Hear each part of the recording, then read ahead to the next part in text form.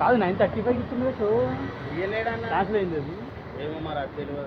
నేను సుదర్శన్ అయినా సంధ్య ఈ టెక్నీషియన్ ఉపయోగించి తీసారంటే మూవీ అయితే అసలు 100% పక్కా ఉంటుంది. ఆ ఎక్స్పెక్టేషన్ తీసుకుని వెళ్ళిన మూవీ చూడడానికి అసలు నాకైతే పిచ్చగా నచ్చింది బ్రో. నేను అప్పుడైతే మిస్ అయ్యాను కానీ థియేటర్లో. ఈ రోజు చూసి నేను చాలా హ్యాపీగా ఫీల్ అవుతున్నాను. ఒక బాలయ్య బాబు ఫ్యాన్గా చెప్తున్నాను, చాలా అంటే చాలా హ్యాపీగా ఫీల్ అవుతున్నాను. మూవీ కూడా నాకు సూపర్ డూపర్గా నచ్చింది. ఎందుకంటే అప్పట్లోనే మనం ఇంత టెక్నీషియన్ ఉపయోగించి తీసారంటే బాలయ్య బాబు చాలా గ్రేట్ అసలు. సో అప్పట్లోనే ఒక సంచలనం. అవును, 34 years బ్యాక్ 40 కోట్లు అంటే అసలు. సో మ్యూజిక్ పరంగా చూసుకుంటే సాంగ్స్ ఎస్పి బాలసుబ్రహ్మణ్యం గారి సాంగ్స్ కానివ్వండి, జానవులే నెర జానవులే అనే సాంగ్ మా డాడీ గారు ఇప్పుడు కూడా టేప్ రికార్డులో పెట్టుకుని అప్పట్లో వినేవాళ్ళు. అప్పట్లో అప్పుడప్పుడు సాంగ్స్ పెట్టుకుంటారు మ్యూజిక్. చాలా అంటే చాలా బాగా నచ్చింది సాంగ్.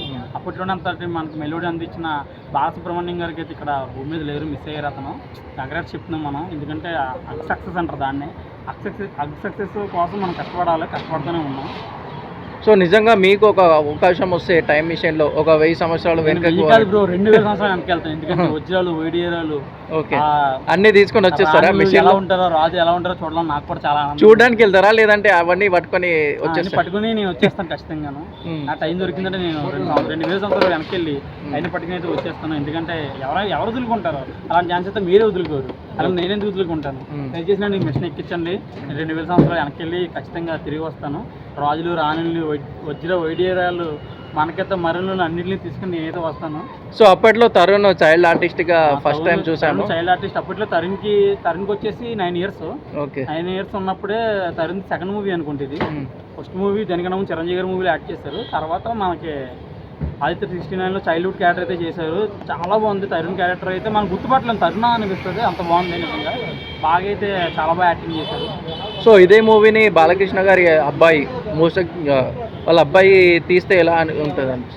తీయచ్చు బ్రో. దీన్ని ఇప్పుడున్న టెక్నిక్ ఉపయోగించుకొని దీన్ని ఒక కమర్షియల్ వేవ్లో తీసుకోవచ్చు.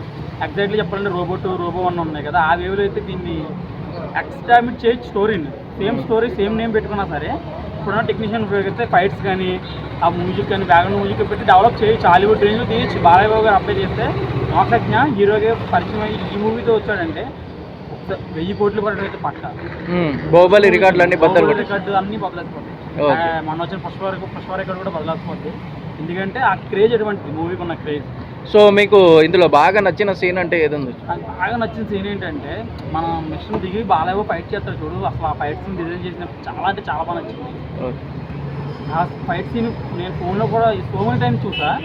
అండ్ థియేటర్లో చూసినప్పుడు అయితే ఫుల్గా ఎక్సైట్ అయ్యాను నేనైతే ఆ fight scene. So first time మీకు ఈ మిషన్ చూసినప్పుడు ఎలా అనిపించింది మూవీలో? ఒక కొత్త మిషన్ చూసినప్పుడు అమ్మ ఏంట్రా ఇది, అసలు ఇలా ఎలా క్రియేట్ చేశారా అనిపించింది. ఇక్కడ వచ్చి ఇంకా ఎక్సైట్మెంట్ ఫీల్ అయ్యాను నేను. అసలు ఇలాంటి మిషన్ అనేది ఒకటి ఉందా, ఏంటి దీని గొడవ ఏంటి, అసలు లాన్కి వెళ్ళాను ఎక్కాను చూసాను. నేను లాన్కి వెళ్ళాను ఎక్కాను, రౌండ్ వేశారు నన్ను. మనీ ఏం తీసుకోలేదు, ఫ్రీగానే రౌండ్ వేశారు. చాలా అంటే చాలా బాగుంది అసలు. Okay thank you.